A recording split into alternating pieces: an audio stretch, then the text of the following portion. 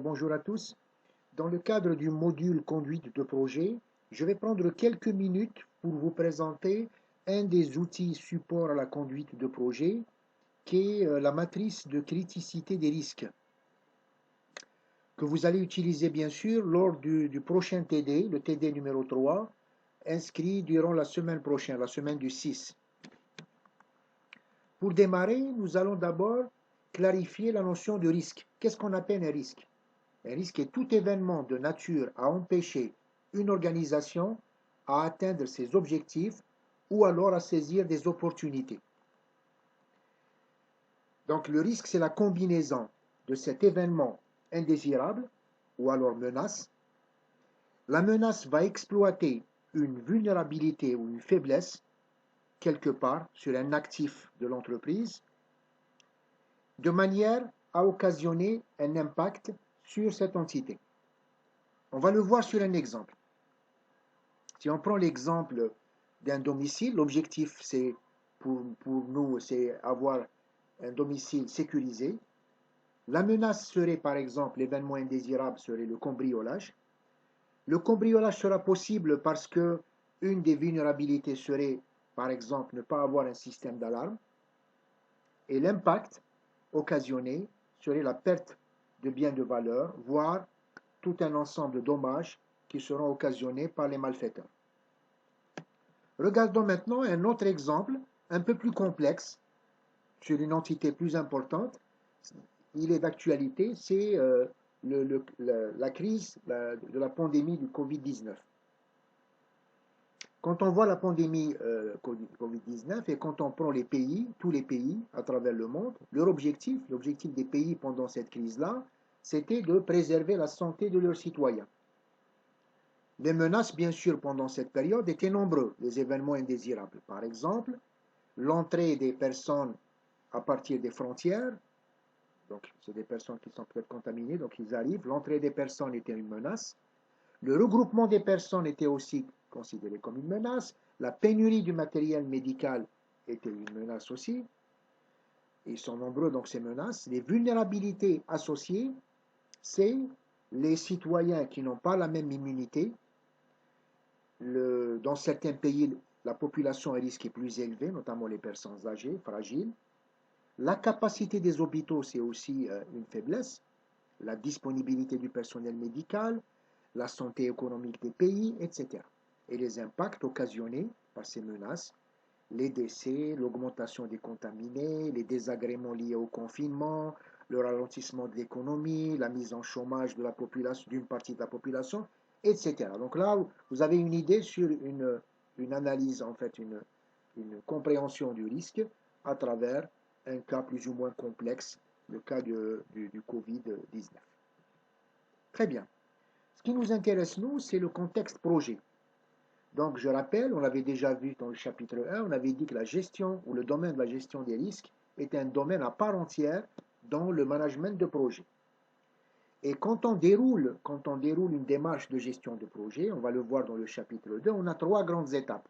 On a l'étape du cadrage d'un projet, ensuite on va conduire le projet et enfin on va conclure le projet. Donc on a en fait 5 à 6 phases importantes. L'analyse de risque est hyper importante au niveau du cadrage de projet et notamment dans la phase d'initialisation, donc elle peut être utile pour la maîtrise d'ouvrage, comme elle peut être utile aussi pour la maîtrise d'œuvre. Les deux peuvent être intéressés par l'analyse des risques. Bon, la gestion des risques de projet, elle va consister en quoi? L'objectif, c'est de recenser tous les risques possibles qui peuvent faire en sorte que le projet ne s'exécute pas conformément au triangle d'or qu'on avait vu, à savoir prévision des dates, coûts et attentes. En d'autres termes, tout événement qui peut altérer le, le, le, le triangle d'or serait considéré comme un risque à prendre au sérieux par l'équipe projet. Donc l'objectif, c'est de préparer tout un ensemble d'actions qui peuvent être des actions préventives ou correctives et surtout les exécuter au fur et à mesure que le projet avance. Bien sûr, il existe une démarche de gestion des risques normalisée. Par exemple, la norme ISO 27005 déroule toute une démarche pour gérer les risques. Cette démarche-là, on peut la résumer en 3 phases importantes. Première phase, donc avant, positionner d'abord le contexte et ensuite, première phase, on va faire un travail d'identification et d'estimation des risques. On va le voir, c'est un travail qui se fait en groupe. Et donc, l'estimation des risques va se faire en tenant compte de 2 aspects qui sont d'ailleurs dans la définition du risque. Donc, on va s'intéresser à la probabilité d'occurrence de tout événement indésirable et en même temps la gravité de l'impact qu'il va occasionner. Donc, ce travail d'estimation va aboutir à ce qu'on appelle une matrice de criticité, qu'on va voir dans un deuxième temps. Prochaine étape, lorsqu'on aura identifié les risques inacceptables, il faut les évaluer. Donc l'évaluation va se faire selon des possibilités qu'on va voir. Et enfin, on va mobiliser des ressources, c'est-à-dire on va essayer de traiter les risques inacceptables au fur et à mesure. Et donc ça sera une mobilisation de temps et de l'argent pour atténuer ces risques-là. On va donc dérouler ces phases-là. Phase 1, l'identification et l'estimation des risques. Elle peut concerner bien sûr les acteurs des processus métiers dans l'entreprise, puisque le risque touche toutes les sphères de l'entreprise. Ça peut concerner les équipes projets, les groupes de travail, et on peut associer aussi des experts. L'essentiel, c'est que cette première phase d'identification, elle se fait généralement, c'est un travail de groupe. Et généralement, on utilise des techniques classiques de type brainstorming ou ce qu'on appelle le remue-ménage, avec un principe d'encourager toutes les idées dans cette phase d'identification des risques. D'ailleurs, je vous recommande d'aller voir en parallèle, juste après ma présentation, la capsule qui vous donne un aperçu sur le bon fonctionnement, comment tirer le maximum de cette technique de brainstorming. Donc, elle est mise à votre disposition à travers ce lien. Une fois le travail d'identification effectué, il faut mettre tous les risques sur une matrice. C'est ce qu'on appelle la matrice de criticité. Regardez avec moi, on a donc en colonne et en ligne. Donc en colonne, on a la probabilité donc, de la menace qui arrive, la probabilité extrêmement rare jusqu'à fréquent. Et en ligne, on va avoir donc la gravité qui peut être minime, comme il peut être jusqu'à catastrophique. Donc il faut faire un travail de qualification de ces risques-là. Bon, bien sûr, c'est un travail qui est fait par les gens qui sont connaisseurs. Et donc on arrive finalement à une matrice dans laquelle tout ce que vous voyez ici en rouge, en fait, cette partie-là, en fait, tout ce qui est critique, catastrophique et en même temps fréquent, en termes de probabilité, seront considérés comme des risques inacceptables. En d'autres termes, la prochaine étape de traitement des risques va concerner en priorité ces risques rouges. Ceux qui sont en orange sont considérés comme des risques à surveiller et ceux qui sont en vert, on va les accepter. Donc on va les considérer. Cela suppose aussi que dans un deuxième temps, parce que cet exercice peut être répété régulièrement. Donc la prochaine itération, il est possible que le 31 ici, par exemple, devient un risque à surveiller. Donc parce que la dynamique du fonctionnement fait que certains risques qui étaient acceptables peuvent devenir des risques inacceptables. Très bien. Donc prochaine étape, faire le travail d'évaluation des risques. Là, on a 4 possibilités, en fait, 4 solutions possibles. Donc, soit on va chercher à éviter, là je parle des risques inacceptables, les risques rouges. Soit on va faire ce qu'on appelle l'évitement. En d'autres termes, on va essayer d'éliminer ce risque-là, soit en changeant complètement ce que j'avais à faire, ou bien en arrêtant complètement l'activité, ou en trouvant une parade, en changeant. Donc, c'est trouver une solution de parade. Deuxième solution qui est généralement la plus utilisée, c'est ce qu'on appelle la risk mitigation, c'est-à-dire on va réduire les risques. Et à ce moment-là, regardez avec moi, on va utiliser 2 façons. Il y a 2 façons de faire.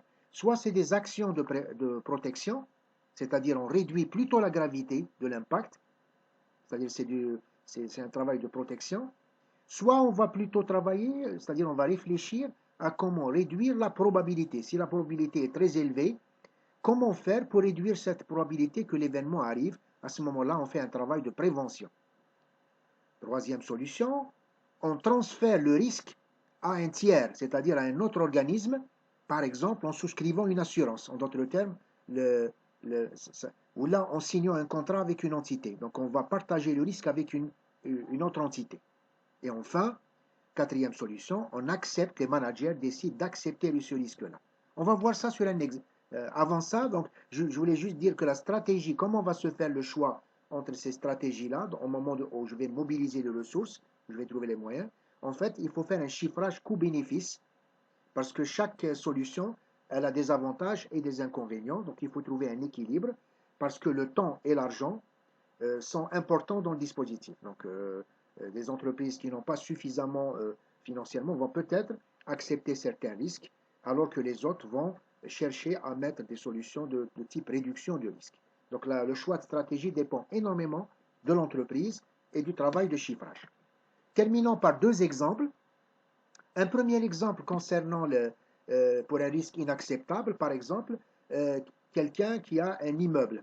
Donc tout le monde sait qu'un immeuble en hauteur, un des risques inacceptables, c'est l'incendie. Si l'incendie se déclenche, par exemple, dans un étage, il peut à ce moment-là contaminer tous les autres appartements.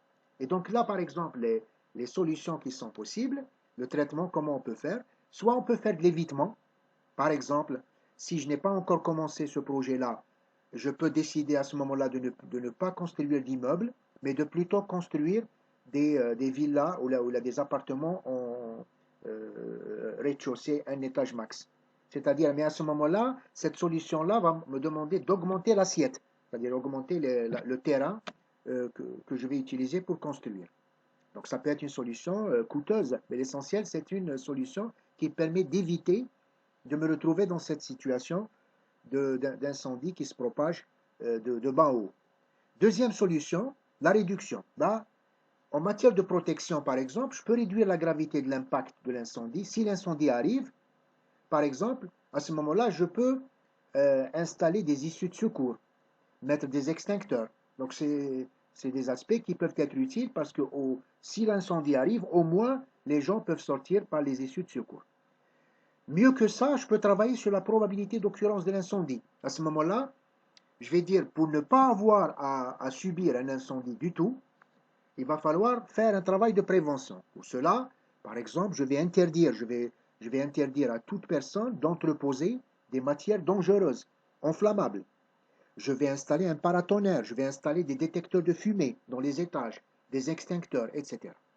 Enfin, quatrième solution, transférer, faire le transfert, et dans ce cas-là, je souscris un contrat d'assurance qui va me diminuer les pertes monétaires puisque c'est le contractant, la société d'assurance qui va indemniser les personnes concernées par l'incident. Voilà pour le cas d'un risque d'incident, comment on pourrait imaginer des solutions possibles. Enfin, je prends un exemple pour notre domaine de gestion de projet. Un des facteurs de risque, par exemple, qui sont identifiés par tous les spécialistes, c'est l'instabilité des équipes projet.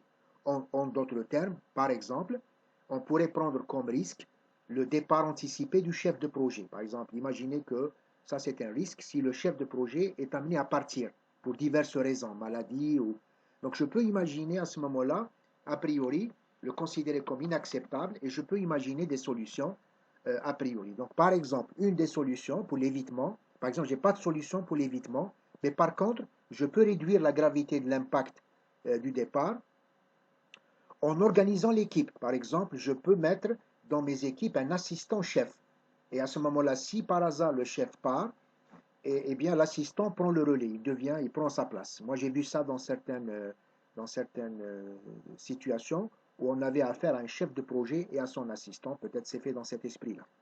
Mais on peut aussi diminuer la probabilité d'occurrence, c'est mieux encore, du, de- de- du départ en fait, pas du rejet, mais du départ du chef d'équipe par exemple de l'intéressement. Je peux faire un travail d'intéressement, le motiver, pourquoi pas lui promettre des promotions. À ce moment-là, la personne ne partira pas parce il a des, il va être suffisamment motivé pour rester.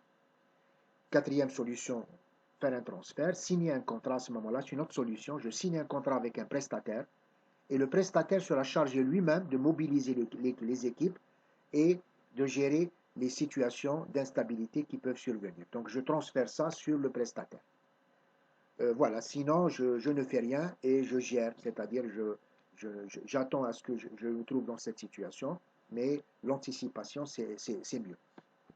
Voilà, donc pour terminer, je vous dis que vous allez donc travailler pendant votre TD sur un cas pratique qu'on va appeler Raht el-Bal. On va mettre à votre disposition un modèle de matrice euh, que vous allez renseigner au fur et à mesure, puisque vous allez travailler en équipe, en cellule de risque, et vous allez donc dérouler la démarche dans la mesure du possible avec votre enseignant.